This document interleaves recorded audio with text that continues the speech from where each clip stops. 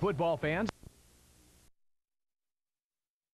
The Tennessee Human Rights Commission, and of course we have with us the Executive Director of the Tennessee Human Rights Commission, Ms. Beverly Watts. And of course, Ms. Watts, before we had our first commercial break, we promised that we'd give you an opportunity to talk about some of the issues that the Tennessee Human Rights Commission is concerned with at this point. And I would imagine that whatever those issues are concerned in Tennessee will be of some real concern, perhaps all across the nation. So let's look at it from that perspective. Right. Now, let me give you just a little background in terms of how many cases and things. On an annual basis, we're getting probably somewhere around 7,000 to 8,000 calls. That means that somebody thinks they've been discriminated against. They'll call us or write us or stop by one of our offices and fill out a complaint form on the website. And then they'll come in and we'll determine whether or not it's valid. We'll determine whether or not we have to file it. We file about 700 cases a year in employment, another 150 in housing, and about 20 in public accommodations arena. So that's kind of what we did in 2006 based on our annual report.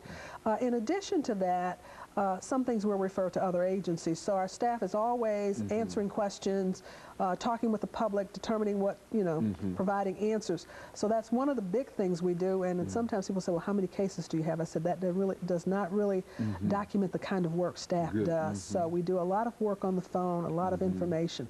When people come to us, we'll determine whether or not they're a member of one of the groups they've talked about, whether it's a race issue.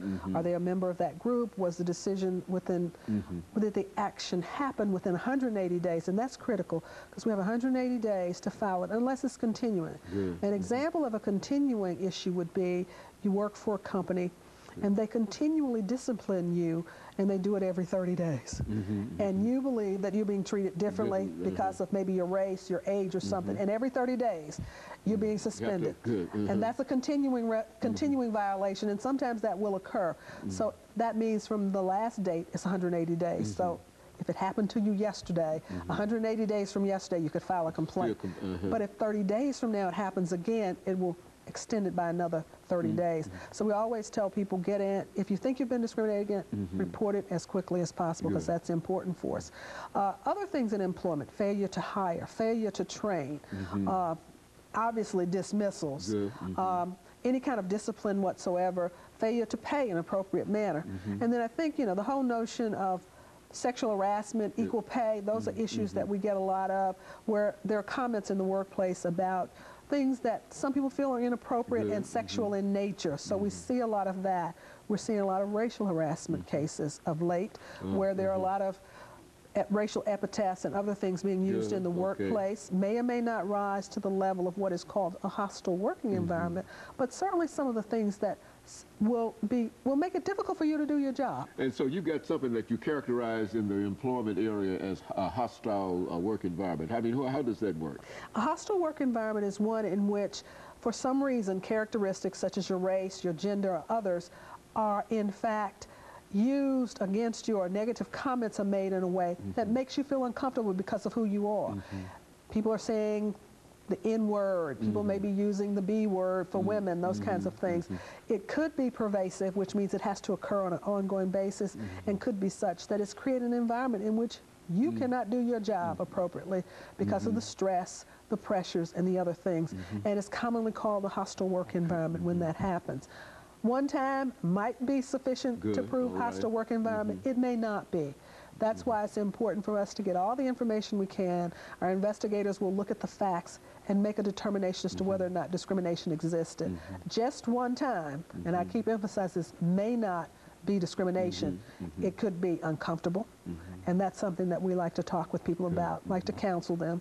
And I always tell people, if I'm counseling, please don't curse your boss out, because if you do, you will create some other problems. Even if they cursed you, what happens is usually there's a workplace rule, so that can create some problems. So we're always trying to counsel people and provide advice about how they can act appropriately in situations of this nature. So our investigators are investigators, they're counselors, they listen a lot, they gather information from the respondents, and the respondents is the employer.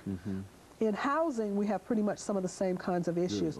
Failure to rent because someone is black or Sometimes they're interracial couples and they will not rent a place because you're married to someone of a different race. Do you get many cases like that? We get some of those, and they somewhat go in kind of cycles depending on the community.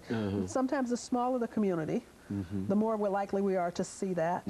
With large numbers of Hispanics in this region, we have issues where people refuse to rent to Hispanics, or they rent to Hispanics and charge them exorbitant rents, and they harass them and threaten them with respect to immigration issues. When they rent them housing. So we see that. So we see a lot of those issues. Or they tell them they won't rent to them because they have children. And so in a real sense, Ms. Watts, that we see this Human Rights Commission as an organization, but you're saying is that this organization is really involved in terms of trying to make sure that there is no discrimination. I mean, you're sort of fighting sort of a hidden battle. People might not know too much about what you're doing. Is that what we're saying? That's really it. And we process complaints in the three areas we talked about: housing, employment, public accommodations. We do advocacy, education, and outreach in the other areas. So when we look at our charge and our challenge, it is to prevent and eradicate discrimination in simple terms. It appears in different work elements. One is receiving and investigating complaints of discrimination. The other is providing education and outreach to the community as a whole. And we provide it to the public in general, to employers, to people who provide housing, and to organizations who provide public accommodations, because our charge is to make sure that people know the right thing to do if they're doing that, and if people have been discriminated, they know where they can come to get relief. And so it's a real important organization that as we make preparations for this second commercial break. And what I'd like for you to do during this third segment that we have here, Ms. Watts, is to think in terms of some of the shortcomings that you might have identified in terms of the way we do things in this country and what we ought to be able to do. I say that, for example, many people I've talked to have said that it might be time in this country to have a new civil rights bill, and et cetera, et cetera. And perhaps if you so think, then maybe you might be able to give us some examples as to why that would be necessary, and et cetera. And so that's what we are more concerned about. We'll be more concerned about during this final segment, this third segment. And of course, we've got about 15 seconds before this segment end, but that's I think that you're essentially giving us the information that is really eye-opening for me, because I know that you're involved in a lot of things, but I didn't know it was that much activity that you're involved in. Of course, we'll hear more of that when we come back following this short commercial break.